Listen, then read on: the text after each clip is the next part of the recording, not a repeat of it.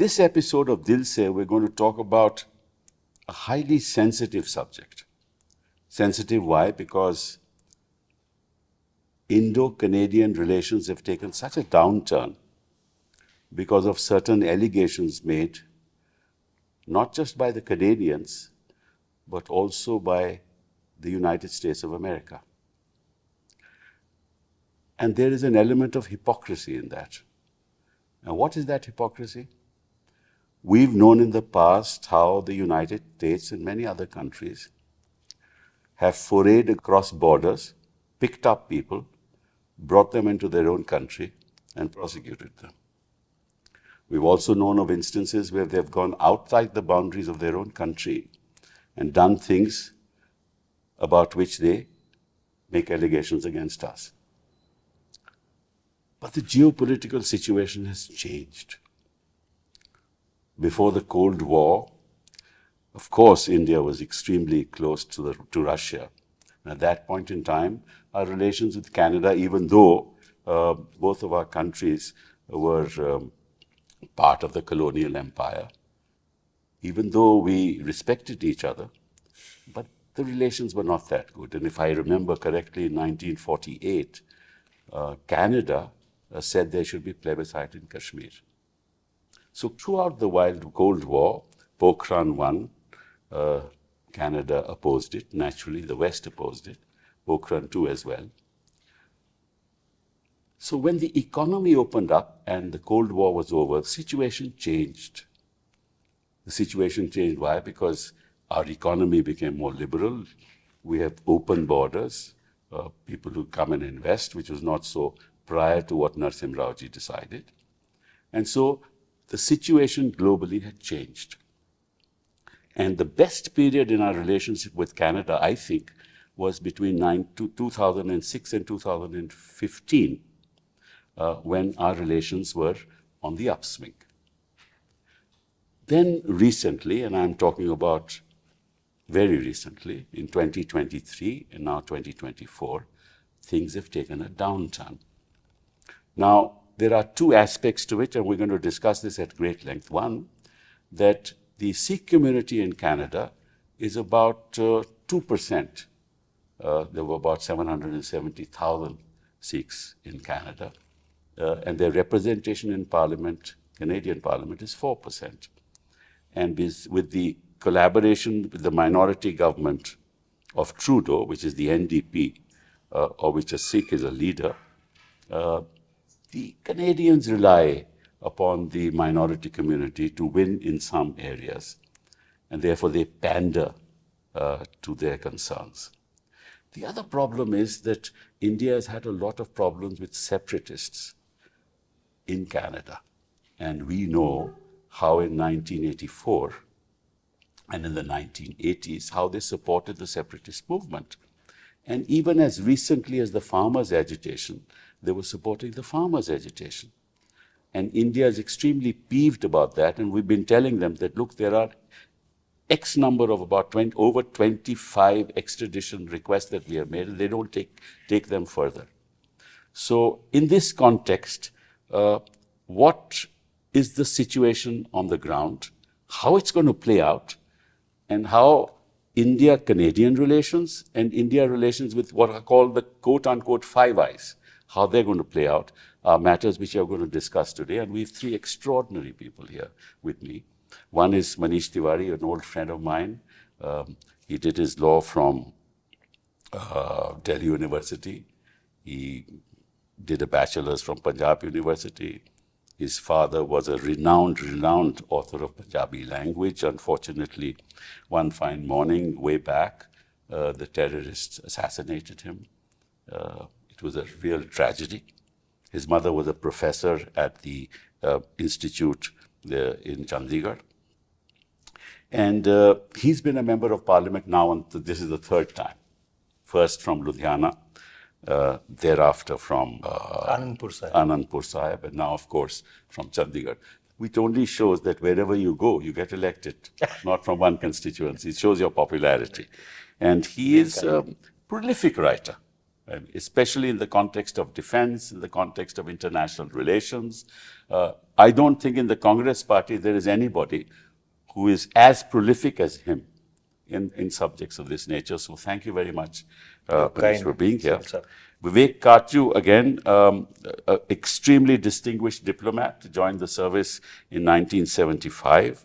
And he is an expert in the area of this part of the world, namely Afghanistan, Iran, Myanmar, and all these areas. And he was our ambassador to Myanmar, Afghanistan, Thailand, if I'm right. And he was at one point in time, was the Joint Secretary of the Iran-Pakistan, Afghanistan division. So he is enormous knowledge. And of course, nowadays, Vivekji, I keep reading you in the Indian Express. You're a contributor, and I read your articles with great, great interest. So thank you very much. I'm sure you're going to help us understand the problem. And of course, my old friend, most important, Bhaswati, who is here with me. And she's been a friend for a long, long time. She's from Miranda House, across the road from St. Stephen's. And, you should have been in politics because you were president of the Miranda House student body. I don't know why you joined the Foreign Service. You should have been in politics. You would have been a great success. She joined the Foreign Service in 1976.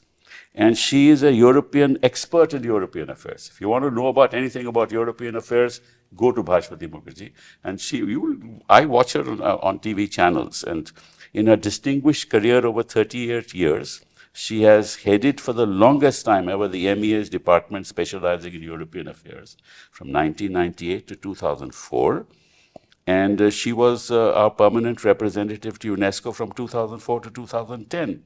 And before that, you were in the permanent mission to the United Nations and a 6-year tenure as Chief of Staff to the United Nations Human Rights Commission. But her real interest lies in the forgotten children, the cause that is very close to your heart. And I'm sure that and of course, she's an author of 2 books, one of which I would like to name, Bengal and its Partition, An Untold Story, and the most recent, The Endangered and Their Root. So thank you very much, Bhaswati. So let's open this discussion and start with you, Manish. What do you think is going to happen? Well, things definitely do not look good. The fact is that we have a large diaspora in Canada, going back to 1896, when the first migrations from Punjab took place, which then picked up speed around 1906, a decade later. And there is a very large Indian community, not only from Punjab, but from across the country. And so therefore, this current turbulence in the relationship unnecessarily impacts not only Indo-Canadian relations, but this huge diaspora, which substantially is peace-loving, people who've got absorbed and assimilated into Canadian society, and like all immigrants, want a better life for themselves, a better life for their children. And so therefore, this is, by all standards, something very unprecedented. And the fact is that the Canadians, now going back all the way to the early 80s, have unfortunately not been sensitive to India's security concerns. This is not the first time the expulsion of diplomats has taken place from Canada, Indian diplomats. It happened in 1989 also. But this is the first time when you've had a Prime Minister personally make so much of a song and dance about it. And a lot of people are attributing it to the upcoming elections in Canada and the fact that the Trudeau administration is not doing too well. So, therefore, insofar as Canada is concerned, there is definitely a political angle to it, which cannot be discounted. But insofar as the United States of America is concerned... But it's connected, no? It's a different ballgame altogether because, unfortunately, the United States, seems to have far, far more evidence, which they have put out in the public space, which does not really augur well for us. And as the trials will play themselves out, and nobody knows this better than you, there would be embarrassments along the way. And so therefore the challenge really is, how do you insulate the greater relationship between India and the US from the fallout of whatever is the legal processes which will play themselves out. And as insofar as Canada is concerned, well, at the moment the relationship seems gutted. But it's true. But incidentally, in this program, we don't ask questions. Anybody can intervene at any time. Vivek ji, I am a little more concerned because even if, the Canadian relationship takes a downturn, unfortunately for us, the evidence that is available in the United States even relates to the assassination of Nijjar. Kapil, you would know the validity of that evidence far better than I would.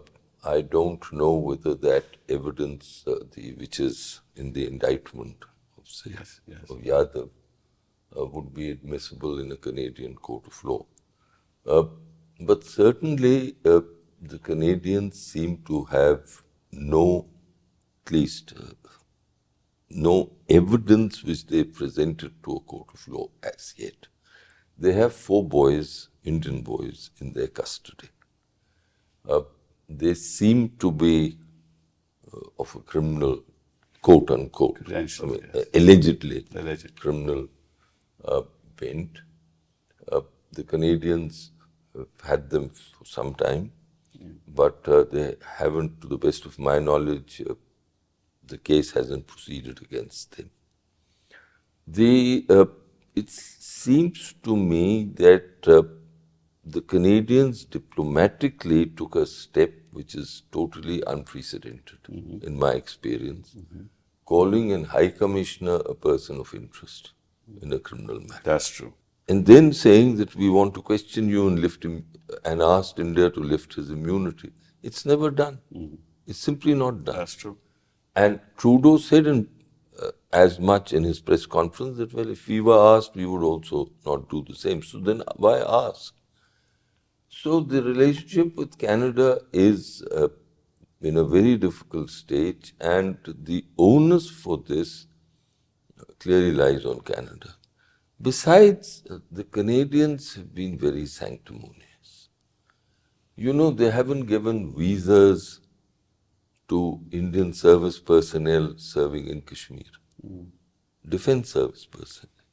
They haven't given visas to Indian intelligence people who served in Canada a long time back in our mission and who have children, their family there. They seem to believe that they have the right to be intrusive. That's not how the diplomatic game is played. Now, you've said, you mentioned the American case, and I entirely agree with Manish. The American case is far dicier for us. Because Vivek, there's an interconnection between the two, and that's what I'm worried about. As of today, you would know this better, but as of today, the Canadians are saying that we have evidence, but they haven't produced that evidence publicly. On the other hand, the Americans have produced it. They produced 2 indictments which are there, and apparently there are 2 sealed indictments. Right. Which are also there. Correct. We don't know what they are. Correct. Now, there's one thing which we're talking of sensitive things, but ye dil se hai, to we can. No, we should. You see, as far as the Americans are concerned, they were able to get hold of a person. Yes. They got hold of him abroad. He was there for a year. They then extradited him. So they have him, and you would know this again, yes, both of you being eminent lawyers, but that once you have a person, then it's no longer hearsay. It's evidence from him, at least of matters that he knows. The Canadians don't. My last point here would be that the Canadians strangely came to us and said, look, we have intelligence. Much of that was given to them by their Five Eye allies. Yes, correct. That's correct. Right? That's correct. And they then asked us that please convert this intelligence into evidence. Yes. Now, who does that? No, no, of course, there's no question about doing that. But unfortunately, and Yeah. this is what I'm saying. Yeah. Now, they have Nikhil Gupta with them. They call Yeah. him Nick, right? Yeah. There's an Indian official involved. There's an allegedly Indian official who belonged to the CRPF, right? And then was sent on deputation. I'm sorry. Originally, yes. Been sent on deputation. Well, That's what I'm only saying what the allegation is. That allegation may be right, may be wrong. I'm not on that at the moment. That's the allegation. So therefore, and then there is a source which connects Nikhil Gupta with the official, and that source then is connected to the American counterintelligence agent, right, who is involved in all this. So there are these four players, and there are conversations between them which are recorded. And in fact, the alleged official who was urging Gupta to do the strike also talked about the strike in Canada, which is why I'm bringing this up. Also talked about the strike in Canada, and then at a later point said, look, we want you to do that strike in Canada as well. But then said, no, we don't need you anymore. We've done it ourselves. Right? There is also a screenshot of him with certain officials who are in suits, which are with the Americans, which are part of the indictment.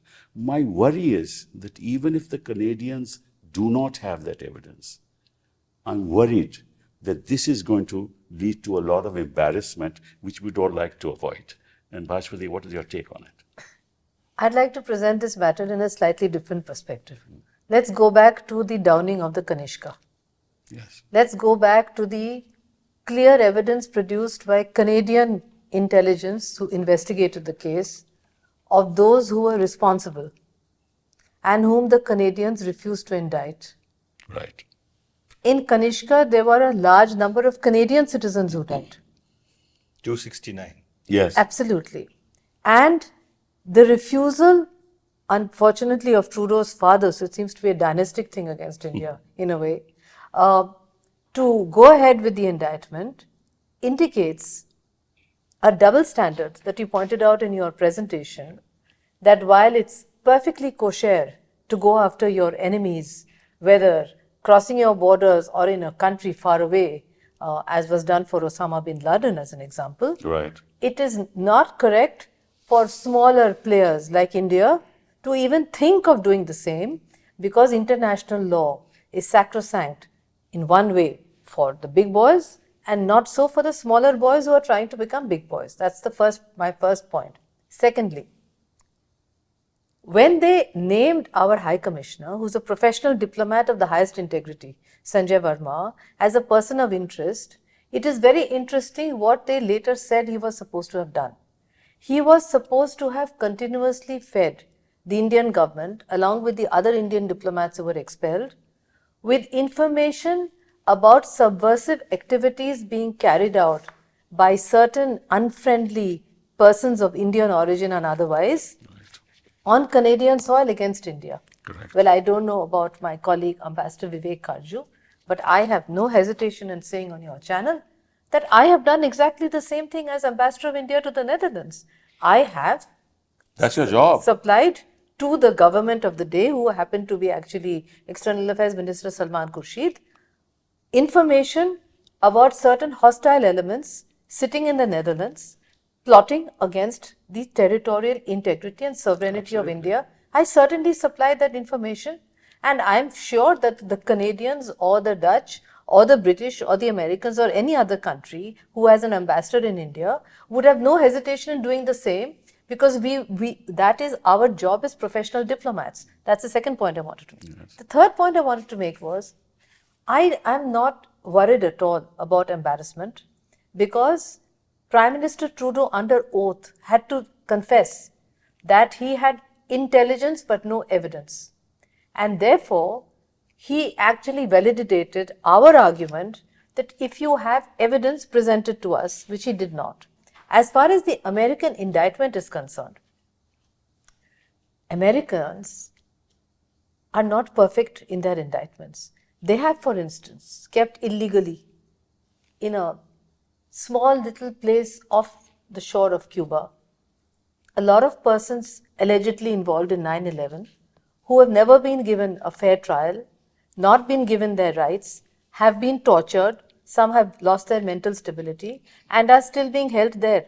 Under those circumstances, I would very much question the veracity of the American system of indictment and to say, as you two eminent lawyers sitting here, that their indictment, in my opinion, as a non-lawyer, doesn't sound good to me.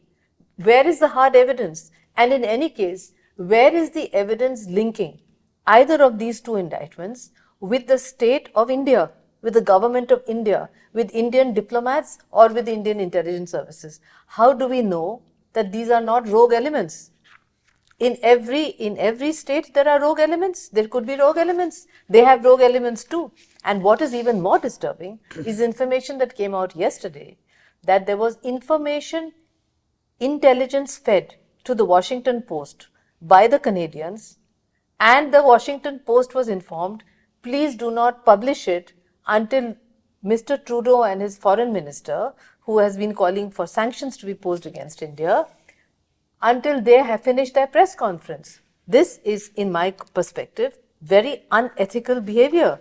And I would reiterate the fact that just as Bishop Desmond Tutu said, that I will not eat crumbs thrown from the white man's table when he was suffering under apartheid, I would say as a professional Indian diplomat that I refuse that my country should be treated in any way inferior in international law to another just because our present GDP may be less than that country concerned. I would insist that international law is the same, in which case those who have committed extrajudicial killings in the past should come clean and they should apologize to those countries where those extrajudicial killings took place. They should express remorse and they should say that they violated international law. Why should they go after only one country without any evidence? Yeah. Is the position that I would take. No, I think they're absolutely valid. I don't think that anybody can even defend what Canada did. I don't think anybody can say that the United States have been kosher on all these issues. They've done it in the past. I don't think that we can say that, look, the United States and the West doesn't have double standards. I think we're all agreed on that. And I don't think that Canada had the business to name a high commissioner to say he's a person of interest for what diplomats do all over the world, as you rightly said. But the question that still arises, the fact of the matter is they are the powerful countries. Yeah. There's no doubt about it. No doubt. They have double standards. Yeah. They will use those double standards against us, Yeah. and they'll try and pressurize us. The question is, as far as your question on the evidence is concerned, I don't think either I or anybody else should say at this stage whether the evidence is trustworthy or not, but that's something that will actually pan out during the course of the trial. But what I have in the indictment in terms of telephone conversations is quite damning, and to say the least will embarrass us if it comes into the public domain. The question is, the United States needs us. We should leverage our affinity with the United States to say to them that this is not the route to take, because we have a lot of common interests, and this is not something that should be raised. We are, in fact, the only players in this part of the world, which is now close to the West, in our collective effort to ensure that the Chinese expansion in the Pacific Ocean and in the Indian Ocean doesn't extend to such an extent that we are made enemies of the West, while we should, in fact, be permanent friends of the West. Can I add something on that? Yes. I'd just like to say that the fallout is already evident in the sense that there is a lot of public opinion in India which was doubtful of the utility of serving as the lone outpost of the West in taking on the Chinese in the Indo-Pacific, etc. If it's a non-reciprocal love affair, a love affair has to be reciprocal to be effective. Under those circumstances, this would marriage push... doesn't have to be. Doesn't have to. That's I right. agree with you. Under those circumstances, those who were in favor of a more balanced approach as far as the West vis-a-vis Russia and China are concerned, are now speaking out saying that if this is the way India's closest so-called strategic partner, the United States, is embarrassing us on a daily basis publicly, then it makes sense for India to balance itself, to go back a little backwards and maybe re-examine its ties with those countries with whom we were taking on for ourselves on one hand, I agree, but also as a close ally of the United States. So as I said, a love affair has to be reciprocal. I have nothing to say about marriage. So there are some, I think, more fundamental issues which are involved. You see, unfortunately, now going back all the way to India's independence, you have your intelligence structures which are not grounded in law. True. The Intelligence Bureau does No not oversight. have a legal No architecture. oversight, yeah. The RNAW does not have a legal architecture. Your NTRO does not have a legal architecture. And obviously, there is no independent external oversight. And in fact, now going back to 2011, this is the third time that I've moved a private member's bill, whereby I have been arguing that almost every democracy across the board has its intelligence structures grounded in law, subject to external oversight. God forbid if you happen to get into a situation that we have got into, it would have been very easy for us to argue that, look, we have a very robust mechanism whereby we have our parliamentary institutions which exercise independent oversight on our agencies. Number two, they are grounded in a legal basis. So therefore, their mandates are very clearly defined in terms of what they can do and what they cannot do. Correct. The argument which is always extended against us is that, oh, we live in a difficult neighborhood and so therefore there has to be operational flexibility, there has to be operational autonomy. You cannot have parliament because politics is so polarized, actually watching over the intelligence structures. But politics is polarized in the United States of America also. Right. Politics is polarized all across Europe also. Politics is polarized in Asia also. So therefore, that is neither an argument here or there. In fact, for Government of India to be able to very strongly make its case that we are a responsible state, we do not indulge in such actions. If at all there is something which may have happened, at best it could have been a rogue element, and we have mechanisms to deal with it. It would have really strengthened our case. And so therefore, dehauss the hypocrisy of those who actually have been carrying out cross-border operations now going back decades. The fact remains that we are in a bit of a pickle. I think so. What do you say, Vivek? I'm a little confused with what Bhaswati said. First of all, there are no love affairs, Bhaswati, you and I know, between nations and states. Not even with Russia. It depends on interests. It's interests that govern. It has seemed to me that over the past decade or so, the government of the day decided that our interests coincided more with the United States than with say, Russia. And certainly, despite all the efforts at personal chemistry with the Chinese, we had Galwan. Today is an important meeting. Hopefully, things will improve. So, is it now the case being made for a rethink? And if so, is it your view that the government of the day went too far in its seeking a coincidence of interest with the United States? Because if you're talking that of love affairs and we can change, etc., then that is the drift of the argument that I'm getting, that we went too far and now we must withdraw. I think astute diplomacy demands that you don't go so far. And you'll agree with me, that you calibrate.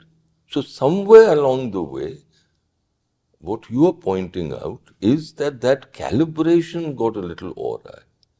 I mean, that is the logic of what you've said. Let me respond if you permit. No, No, sure. if you permit me, I'll just add something. When it comes to rogue elements, I have two problems.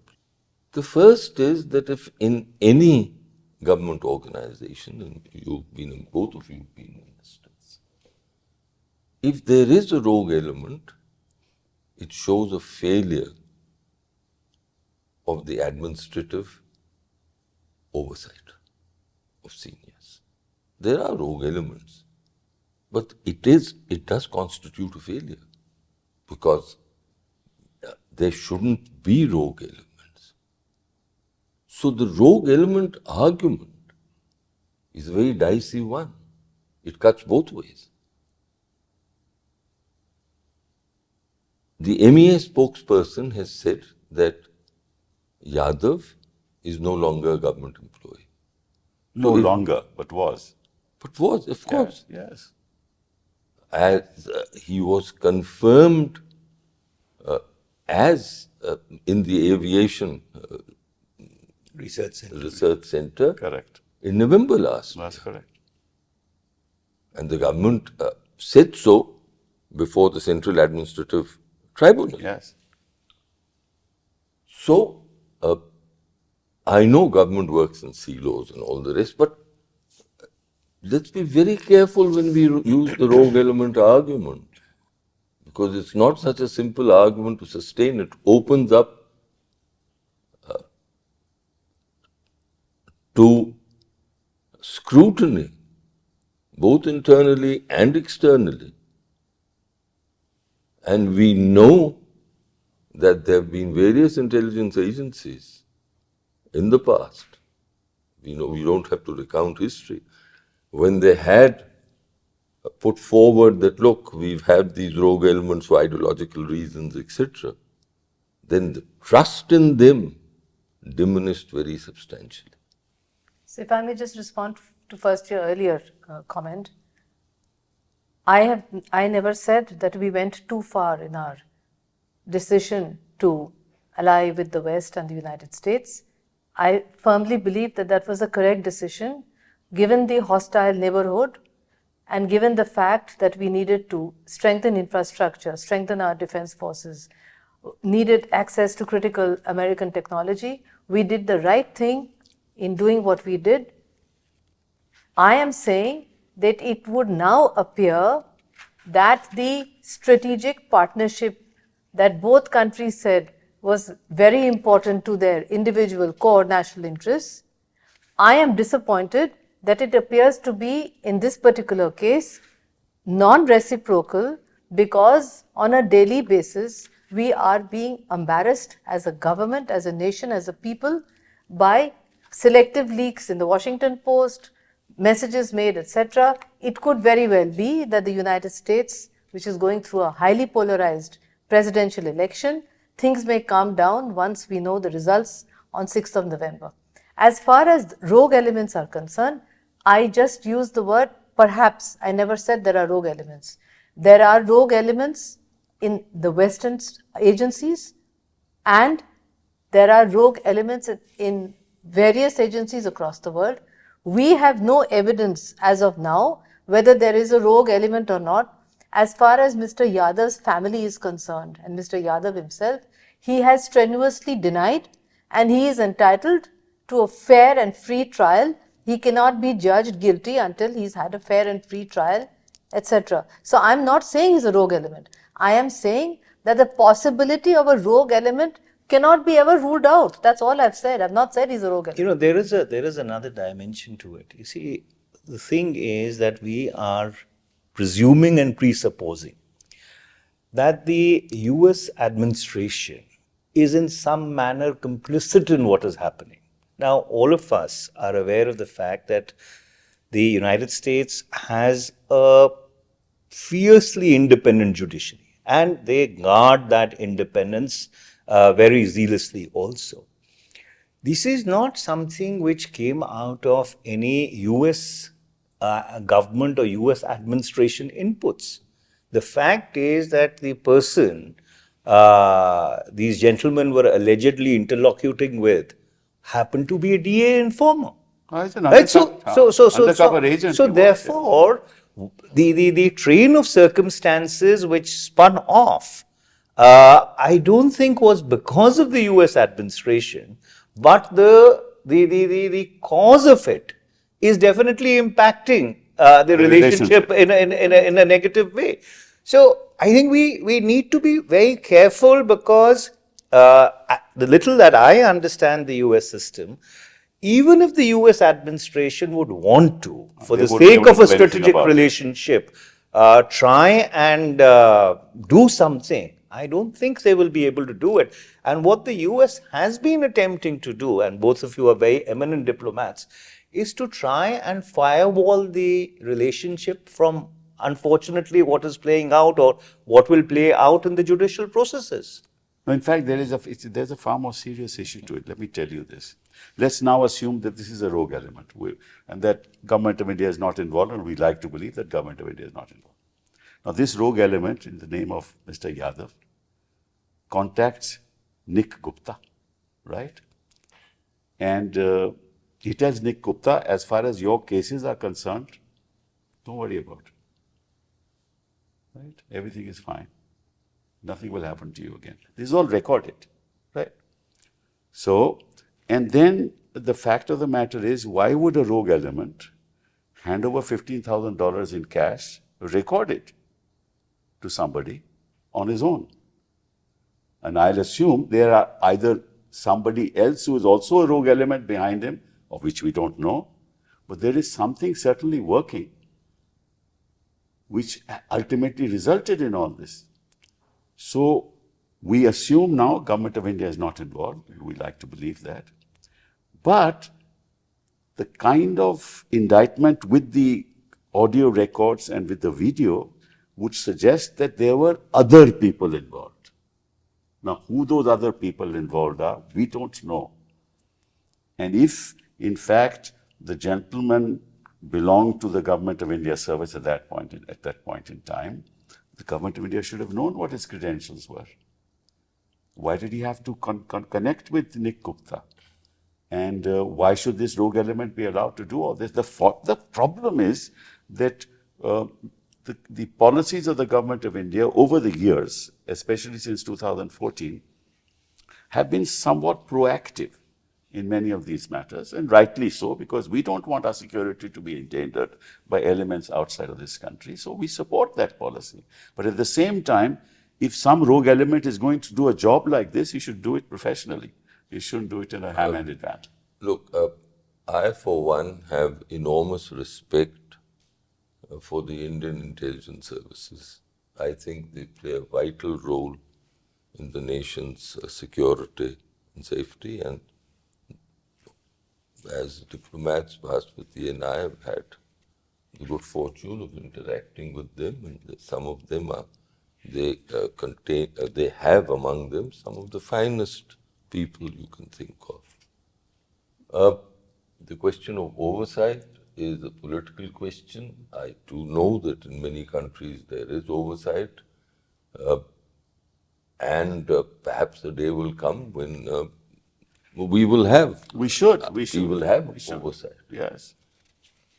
What will deeply concern me is that even though we live in a world of double standards, the first attempt of any agency or diplomacy in the conduct of international affairs is plausible deniability. Bhaswati, you'll agree with me. There's 101 of diplomacy, that you must conduct yourself in a manner that you don't expose it. Correct. And you never expose the country Yes. or the state to any embarrassment. Now, of course, the Americans have been embarrassed time and again. Gary Pass, he was shot down, he was put on trial Yes. way back in, was it 60 or 61? Yes. The U2 plane, and there have been other cases. But that doesn't mean that we say that, look, this is part of the game. Either if that is the approach, that we'll say that, look, this is part of the game. This is the way the international system operates. Then we will be embarking on a new policy. But we should have the clout to do that, to say that, that's part of the game. I think, Kapil, if you permit me to say, countries have brazened it out. Big countries. No, big countries, yes. No, Powerful countries. even I do think that we have the capability of saying that that we will, that for our national security interests, we'll do what it takes. But you then can't have it both ways, Right. in a plausible way. Yeah, that's the problem. You can't say that we are the world's largest democracy, we respect fundamental rights and civil liberties, and we are a good international citizen, and then say this. So I think we've got to make fundamental choices.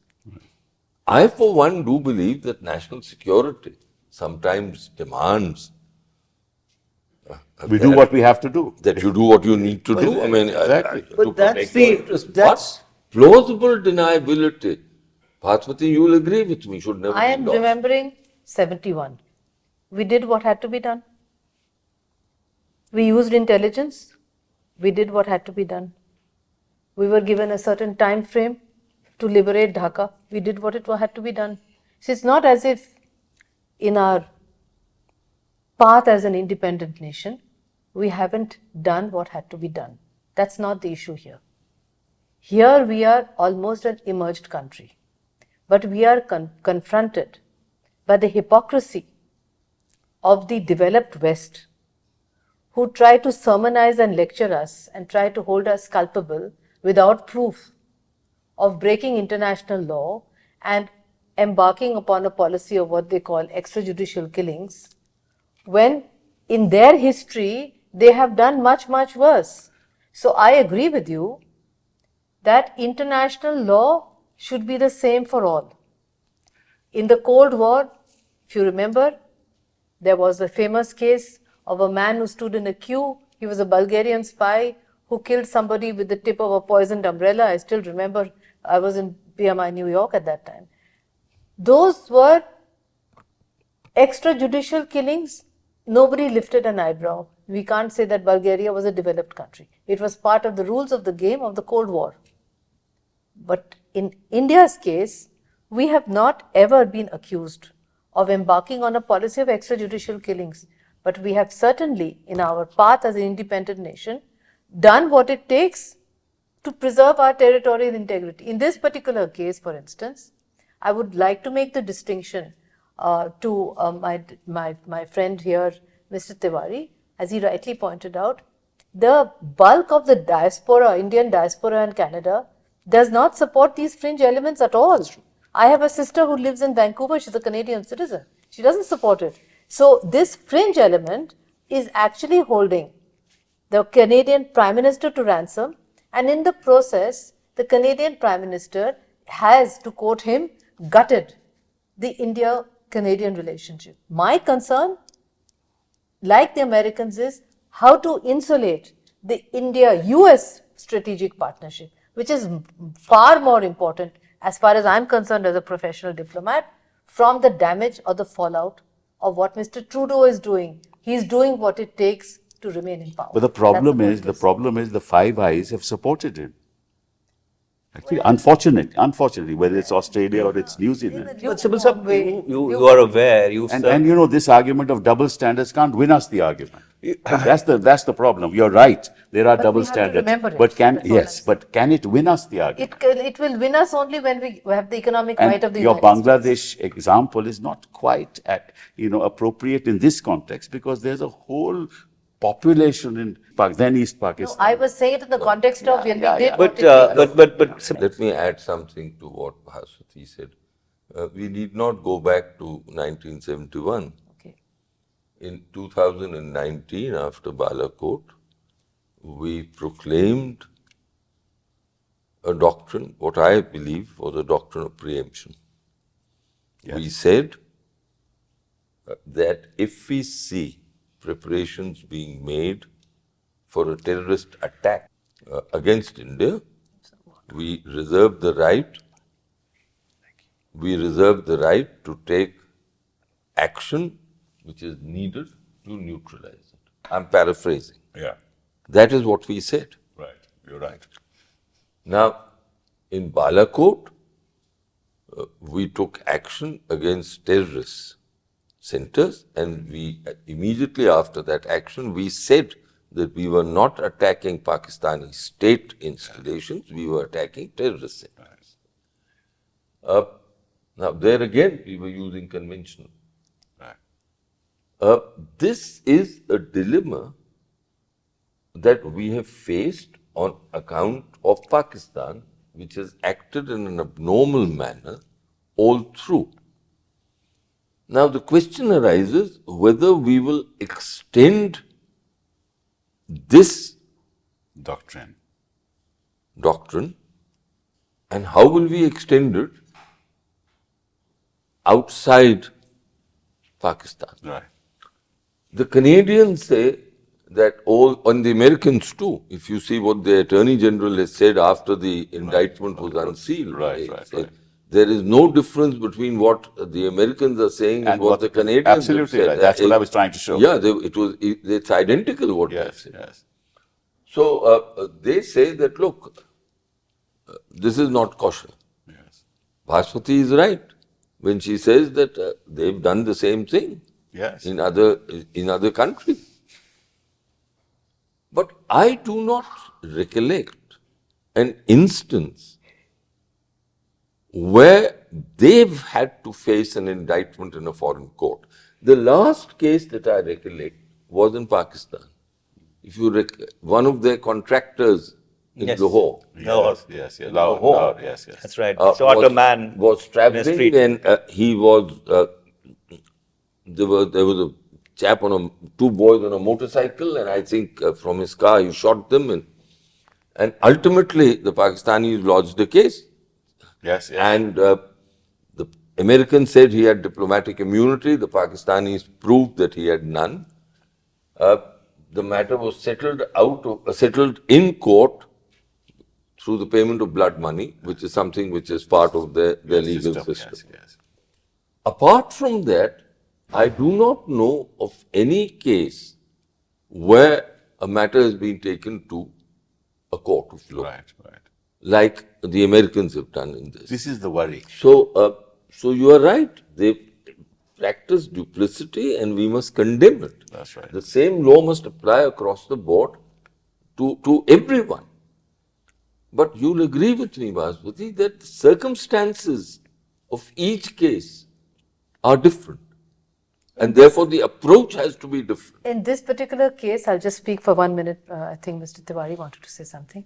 In this particular case, what is more worrying is that the Canadian Prime Minister is complicit in a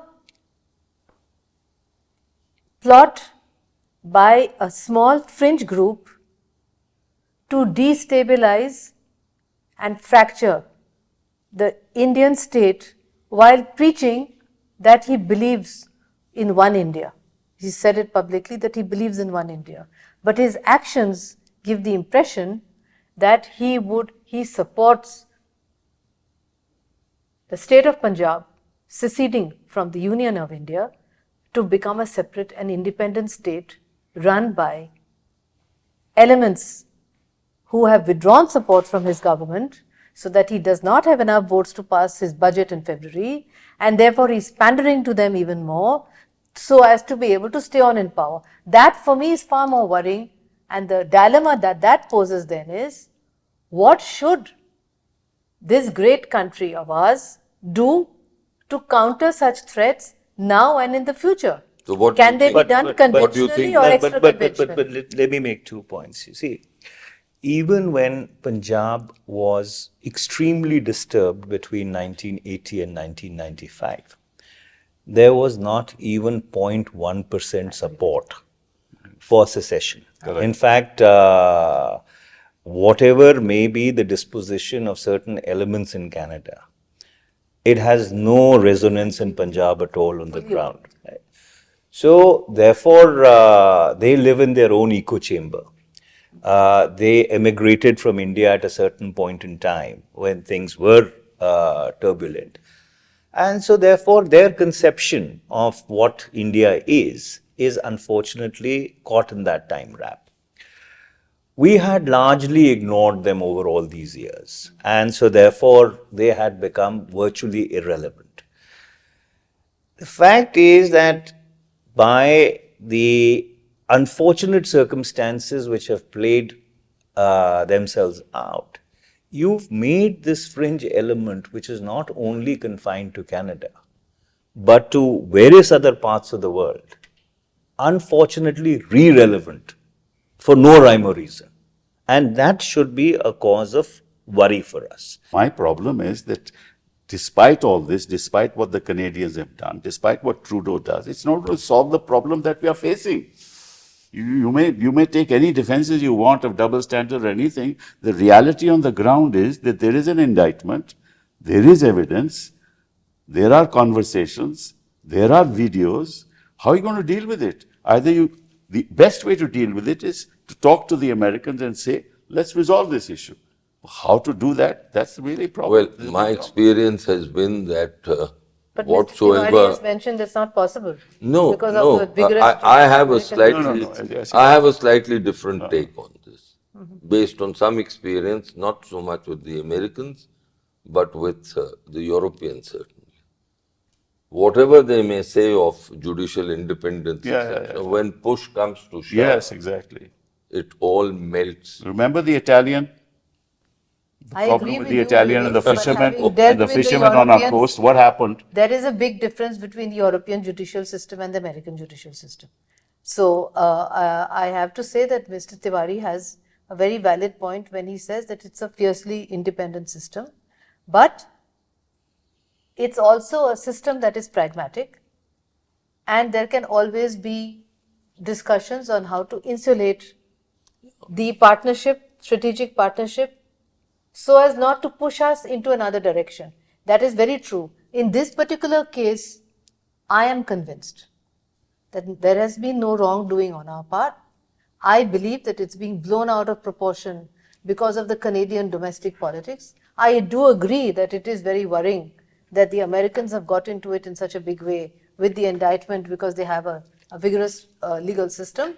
But I am sure that it is manageable till to now. It can still be Which managed. one? The American or the No, Canadians? not I'm the not Canadian. worried. I'm not talking worried about the Canadian Canadian. cannot be It's managed. the fallout American of the one. American trial is going to be on the issue of the There, assassination of Niger. I'll have to This naturally is a problem. I'm telling you, bow a real to your problem. superior legal It's a real problem. It will have. Therefore, Is what that happens? will that be that indictment or the what is said in an American court of law, that would that be admissible in a Canadian Whether it's court? admissible or not No, admissible, it's it's not a admissible. huge. No, I don't Let's not be too sure. told this There's a huge embarrassment internationally for us. You must understand, when this comes to light, it creates a problem within the country. It creates a problem outside the country, and it creates a problem in our relationships with the most important partner of that we have today.